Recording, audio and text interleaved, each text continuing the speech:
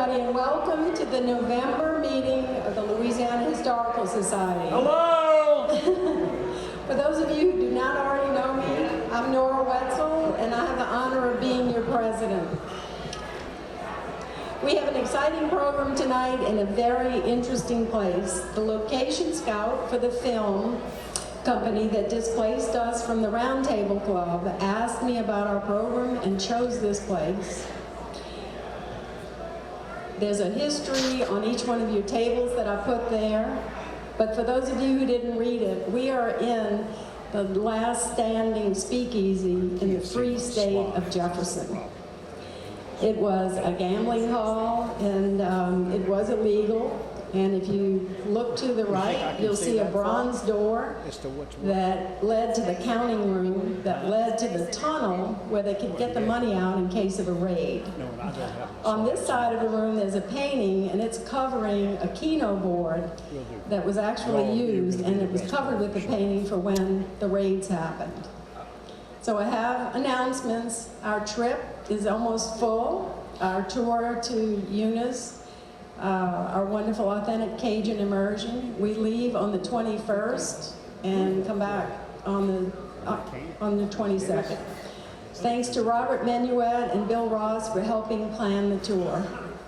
Our December meeting will be at the Cabildo for the transfer ceremony. We are seeking readers for the reenactment. So please see Howard Hunter at the end of the meeting if you want to participate this year. It's followed by a champagne ceremony planned by Augusta Elmwood and Bill Ross. And guests and family are always welcome. Tonight we're going to be recording the program. We're doing a video that we're going to post on our website. This is a first for us, so just know that every sound in the room will be recorded. Be mindful of that. I'm happy to welcome new members, Linda Begg Lester and Virginia Dare. Are there other new members? No? And we have some guests from the Louisiana State Museum, Mark Tullis and his wife Susan. Raise your hands. And Dawn Hammett and her husband Rob. We also want to welcome longtime members Mary and Doug Moore, who moved back to New Orleans from San Diego. And they're with us tonight, so welcome home, Mary and Doug. We're glad to have you back. Who else has a guest? Want to? High school classmate Sharon Burns. Great, welcome. Anyone else?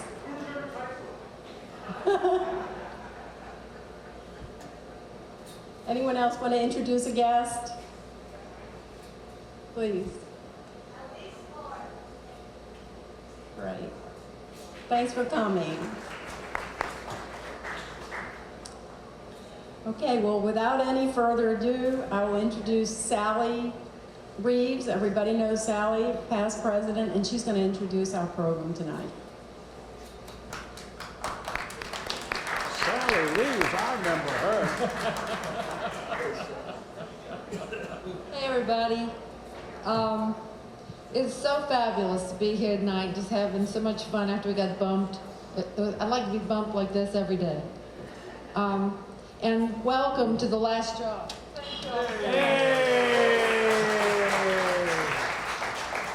Tonight we have the pleasure of the inimitable Bobby McIntyre. Musician, impresario, jazz historian, friend of everyone. Bobby is the great leader was the great leader in trying to, along with Bob Ice, There he is, right there. in trying to save the halfway house. And he is the homegrown exemplar of New Orleans. Holy name, Jesuit and Tulane.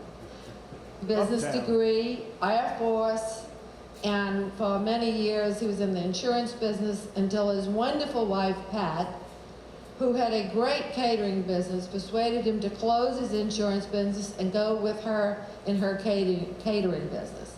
And they had 20 wonderful years together before they both retired. But Bobby has not retired in his leadership in jazz history and trying to promote the sites, the historic sites of jazz history. And so we had a terrible loss when we lost the Halfway House a few years ago to the 311 site for the city. And after many years of trying to save it. And so we had the idea of asking Bobby to come back, tell the story of the building, the roadhouse, and then talk about the struggle, the failing struggle to save it. Because we win some, we lose some in historic preservation. So without further ado, Bobby McIntyre.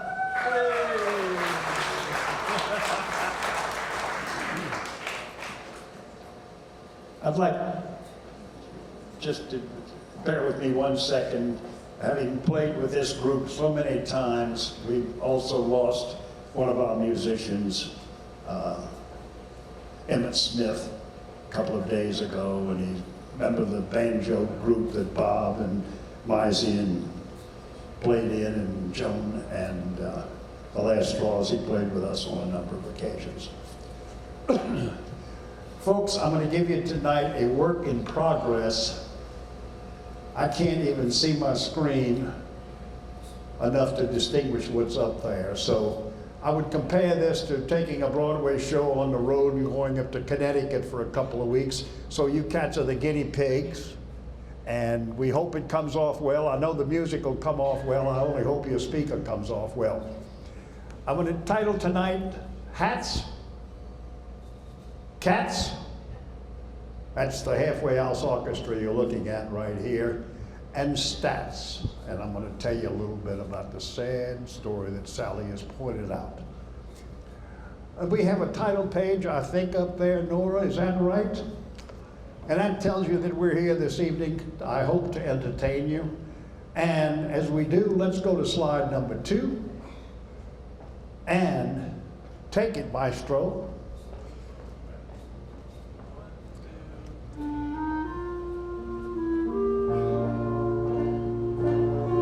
I invite you, first of the 3 segments, to a jazz funeral.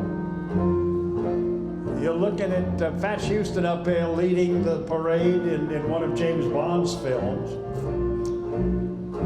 And he takes us back to 1833, when the site of the Halfway House was mostly swamp. It was in 1840, when the outbreak of yellow fever was threatening the city, that they moved the cemeteries out, as you know, of St. Louis 1, 2, and 3, and moved it out into the outskirts. 1840, a cemetery district was formed. In 1834, the Firemen's Benevolent bought lots of property out what is roughly now Metairie Road and I-10, as you all would know. And in 1840 or thereabouts, we think, bought the particular property, so-called halfway between the city and the lakefront, ultimately to get the name of Halfway House. Excuse me. By 1850, they were selling to non-members from their benevolent association, and so a lot of people found their way into their cemeteries. And by 1883, they owned 6 cemeteries. Now, if we move on to the 3rd one, the Atlas map. What you're looking at is an 1883 map, Atlas map. And we'll say goodbye to the old rugged cross and take it out to a new use now.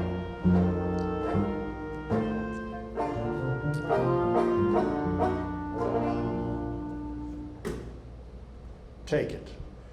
In 1883, at 102 City Park Avenue, they probably built a refreshment stand to go with what then was called Sportsman's Park. 2.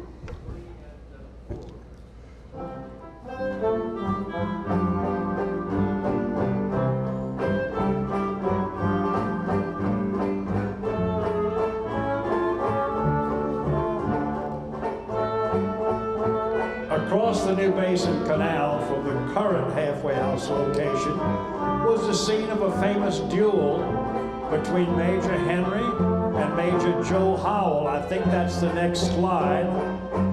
The cause is unknown, except that both of them challenged each other because they were stone cold drunk. Have I got the duel up there? I can't see, so I hope you'll stay with Nora. You're okay. Good show. I don't care if I never get back, for it's root for the home team. If they don't lose, it's a shame, for it's 1, 2, 3 strikes, you're out at the old ball game. Now, how about that, huh? Mike Ditka never did so well. April 1986, the New Orleans Pelicans baseball team were formed and joined the Southern Association. Then, catch this, January 1st, 1990, the first New Year's Day bowl game was played at Sportsman's Park. It beat the Rose Bowl by 12 years. The score, Princeton 6, Yale 3.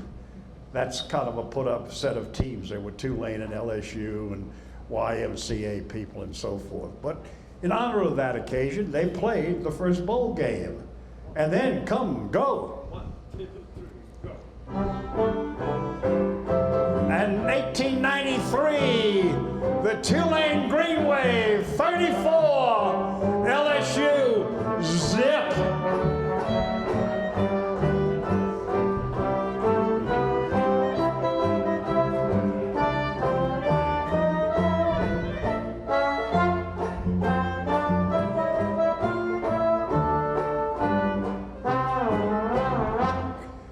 Okay, hey, we got Green Wave fan out there, at least one anyway. Got any Alabama fans? Sims, speak up, boy, if I ever hold your peace. Hey, anyway, we now have the 1909 Sanborn map, I believe. And the first recorded lease, 1912, when one Chris Rabensteiner leased the property of the halfway house, kept it until 1959, and probably put bands into the halfway house for the first time. One of our staunch supporters of not losing the halfway house, Walter Zenner, a grandson of Rabensteiner. Now let's go to the next slide, please. Should be a drawbridge, is it? I hope so. Around 1912, it is believed that the halfway house crossed over from the Metairie side to the New Orleans side and became a jazz joint with the first pioneer band, a black man named George McCullum. He led a string band, mostly strings, but 2 horns, of which he played the cornet. In 1909, he was in the Barnum and Bailey Circus Band and played cornet with the indomitable Oscar Papa Celestin of New Orleans. They used to play this one, George McCullum.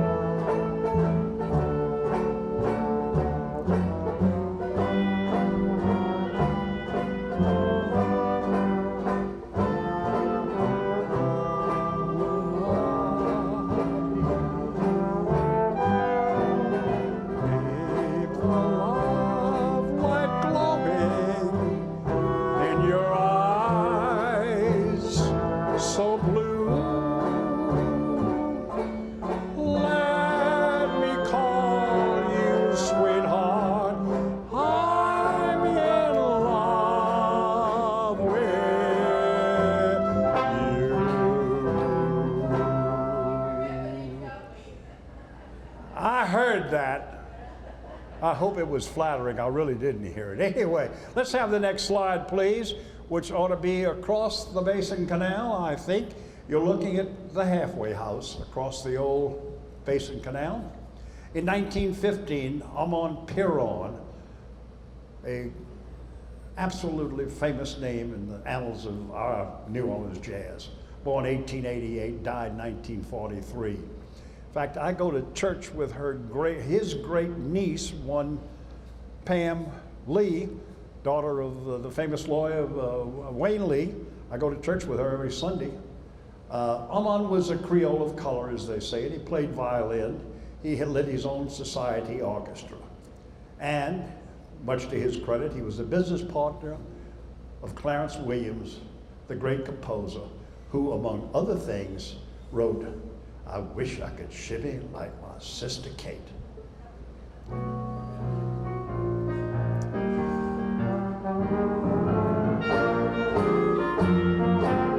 Great musicians, cornetist Peter Bocage, 1887-1967.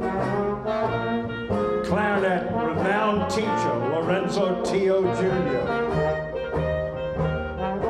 The first black band in New Orleans ever to record for Victor some years later.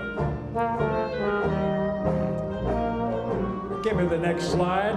The three guys standing out in front of the halfway house, that's it.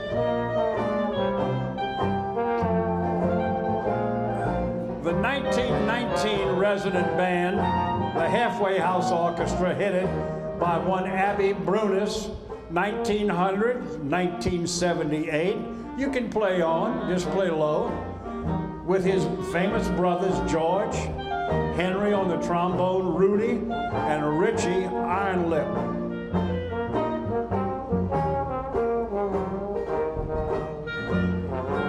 And their bass player was one Chink Martin, born 1902, lived to 1978. He played with then New Orleans Rhythm Kings, lived to play with Sharky Banana, and lived to play with our own Joan Pesolano on board the President Steamboat. He had quite an illustrious career. Leon Rapolo on the sax, 1902 to 43, with the famous later New Orleans Rhythm Kings, and clarinetist Charlie Cordello. Finally, Sidney Audouin, 1901 to 48, clarinet. Sidney took part in the first racially integrated recording session and a composer of great renown.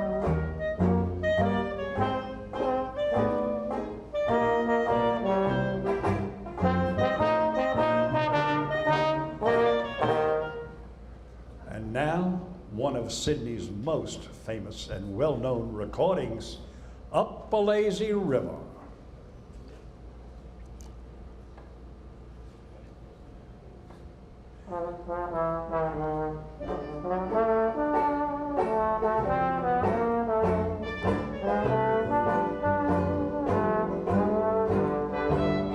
Can I have the next slide? Is that a recording? Yes, it is. I think so.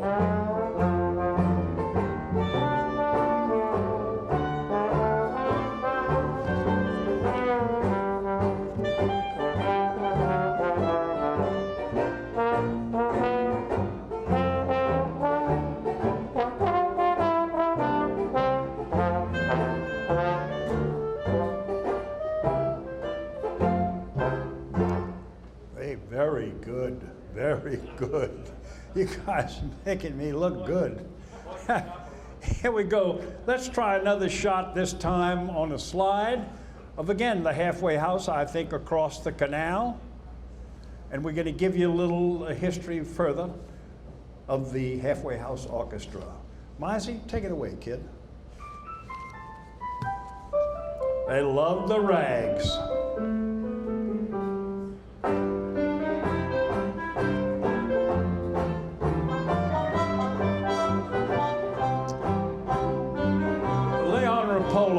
Died at age 41. Like Buddy Bolden, the famous cornetist, he spent many years in a mental hospital. And he was buried, as are many of these musicians, right across the street from there in the Greenwood Cemetery. Six of these musicians are listed in Who's Who in America. That's quite a mark. Can I have the halfway house exterior? I think.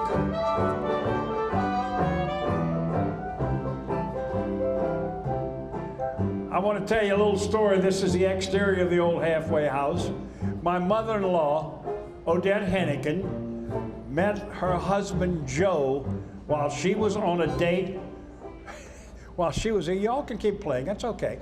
While she was on a date with Jimmy Reese. I'm sure many of you all knew Jimmy Reese Sr., I'm talking about, of the Candy Company fame, and introduced Odette and Joe. They got married, they had Pat, and I had the good luck of running into Pat. And now the interior, please. Bob Isis kindly delivered the only known shot, as this is, of the interior of the halfway house. Only known photograph. And as jazz moved north, we bid goodbye to that place in 1930.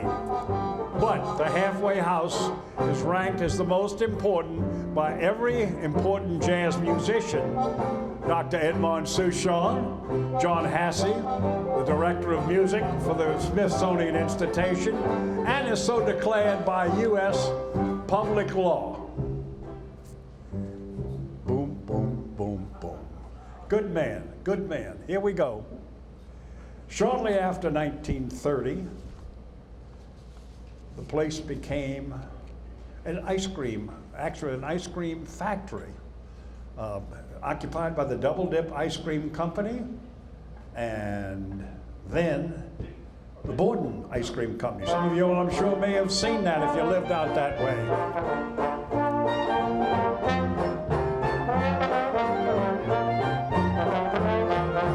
Ice cream, you scream, everybody wants ice cream, oh yeah.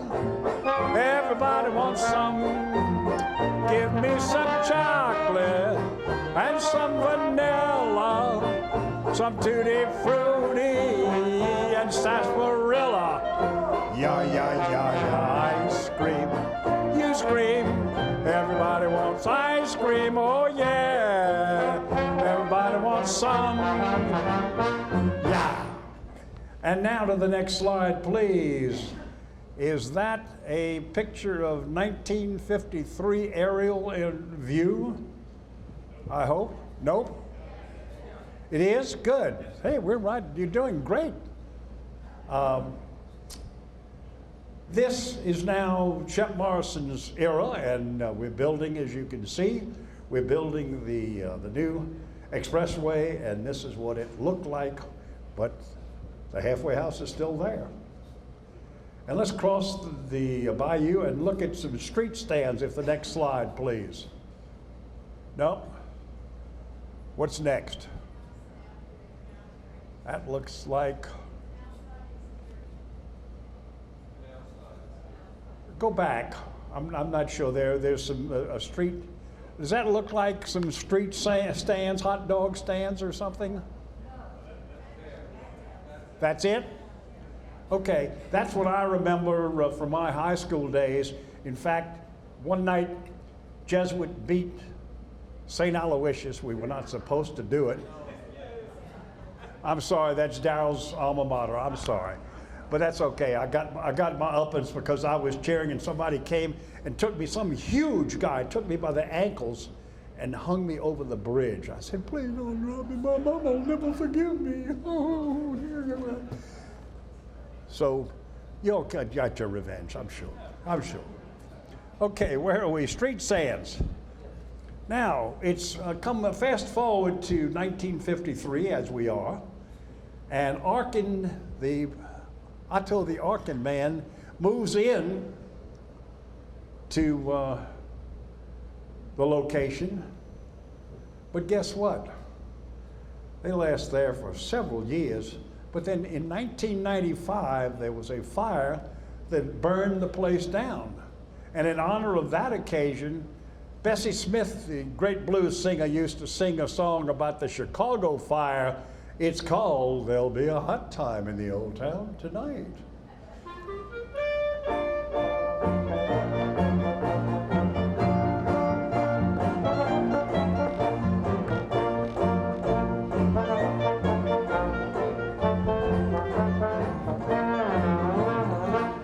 Hey, yeah. All right, now it's going to get tricky. We got a raft of slides here.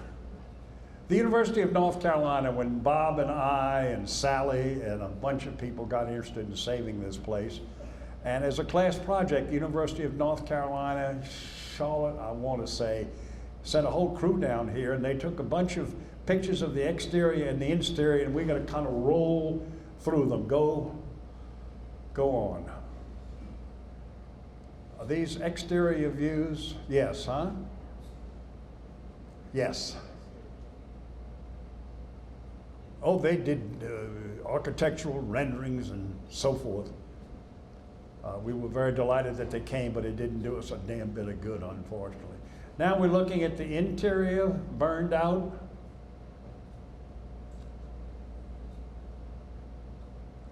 One of these, stop here at some point. One of these, Bob and I were upstairs one day, and of course, like most hulks of old abandoned buildings, there were people living up there. They were cooking pigeons over open fires, and they had a lady in this place, and she had hung her slip out to dry. So go on. You remember that, Robert? What do we got, a blank? It's just a burned out hulk, huh?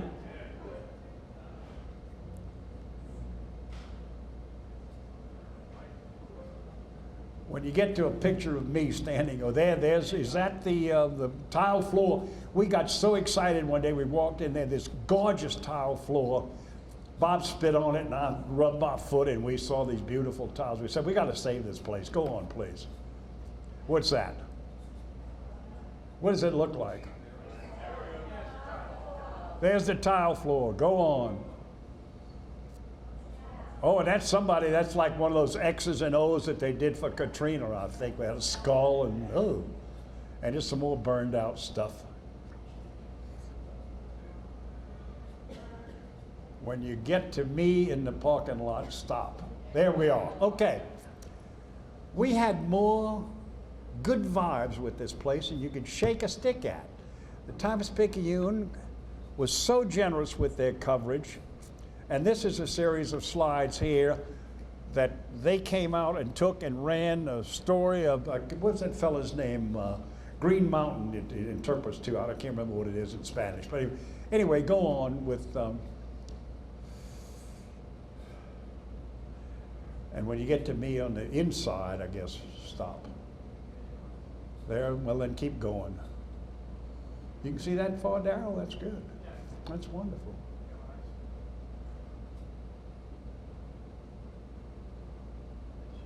When you get to the parking lot, stop. You going forward? Okay. Cars in the parking lot? What is that? Cars in the parking lot? Okay. I'm going to now just give you the denouement of the halfway house as briefly as I can without boring you. One of the things that was claimed was that there was no structural integrity left. Well, Bob and I had raised enough money to re-roof it and restore the integrity to the interior. These cats said, no, there's no structural integrity left. So the next morning I show up and all these cars are parked right next to the wall. Now, they're worried about a wall collapsing, but they put their damn cars there. Then we get the brilliant statement that the building is contaminated. Well, we knew that from day one that Orkin had been in there. But then they had the audacity to say, we got to tear it down because it's not only contaminated, but it's infested by termites. True statement. Am I lying, Robert? True statement. Anywho, so as the story draws to a close, We won at the Historic District Landmarks Commission 3 times. Beat the demolition people, etc. After the 3rd time, I will not mention his name, but a high-ranking fire official, fire chief, whatever, told me, he said he was really sorry that he had to testify that they had to shut the building down because they made him do it. Now, all of you preservationists will know this kind of hypocrisy, but they made me do it, and he was really embarrassed, but he apologized. Anyway, we beat him at the city council twice.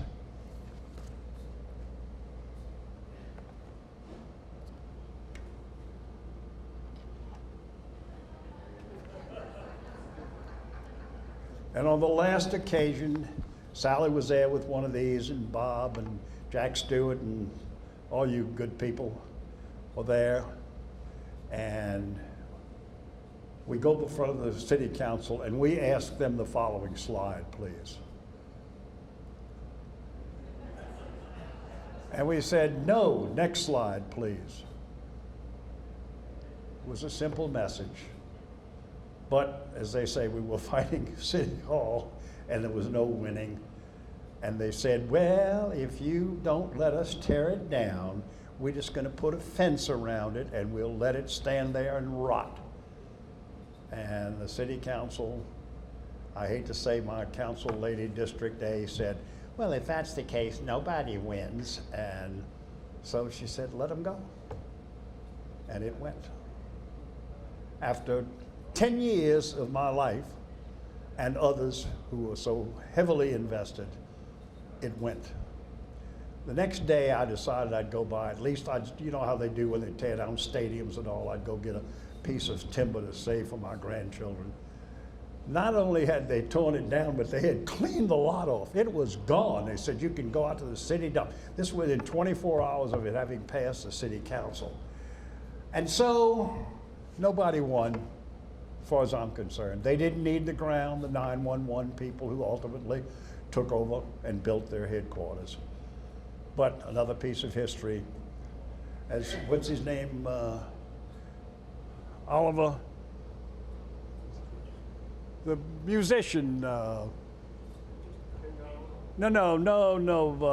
plays all the kid at Valencia and what's his name, God, who used to play at Valencia all the time? No, not Dr. John, but who? Deacon John, thank you. Deacon John was on our team, and the closing moment of the council meeting was he got up and he said, well, there it goes. Tomorrow be another parking lot. And everybody got a big chuckle out of it, and we all went home, and here we are tonight, wishing it goodbye. Can you give me the second line again? Thank you. We're closed on these sad folks walking in the cemetery.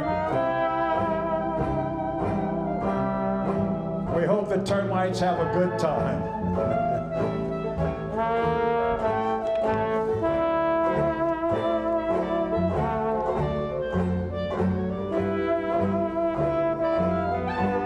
For those of you who can't read this, this says, Bob Ice made this little sign, says, the halfway house lives. Well, it doesn't live, it died.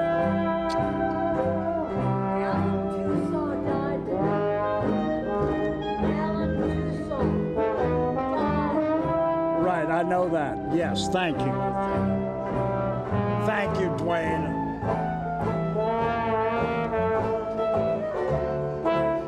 Let's see now as these cats play Bye Bye Blues.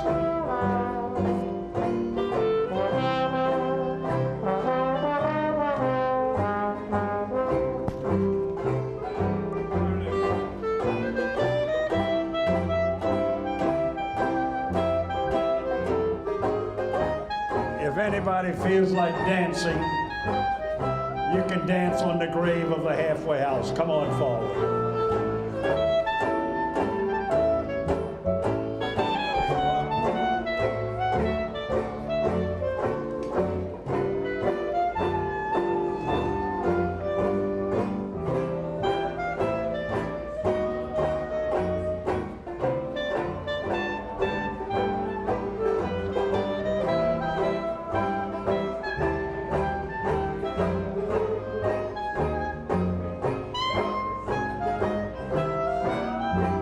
that's good.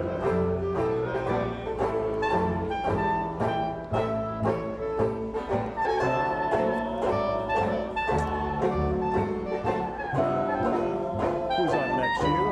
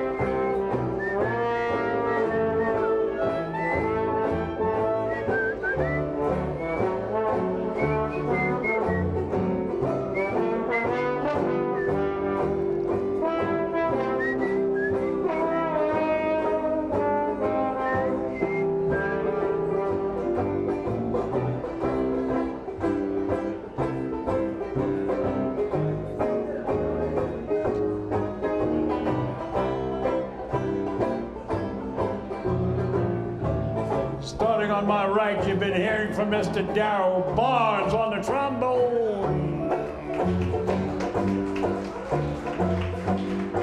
Eddie Merritt playing clarinet.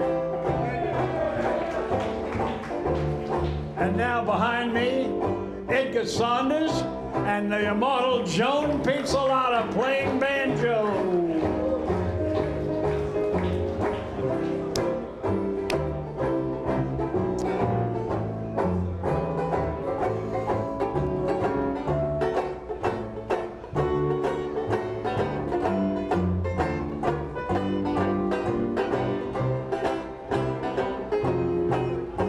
And the ever-present on the bass, Mr. Bobby Hayes. Am I on? Am I on? Yes. And tickling the 88, Mizzy LaShorty.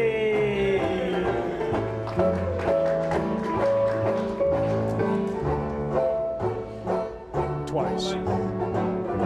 One vocal and one out.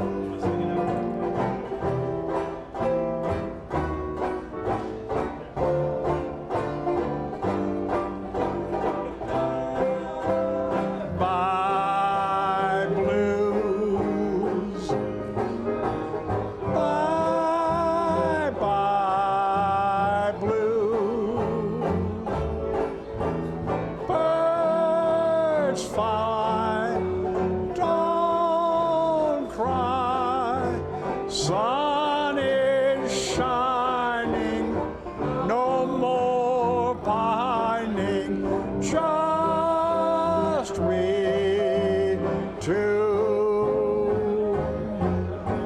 smiling through. Birds cry, don't cry. Bye, bye, blues. In behalf of these wonderful musicians, we are so happy to have played for the Louisiana Historical Society tonight. I hope the mood was not too gloomy.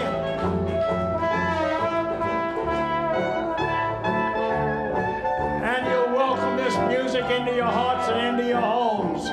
It will never die. God bless you one and all. Be good to each other.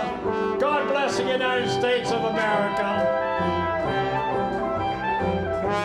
Bye-bye, blues.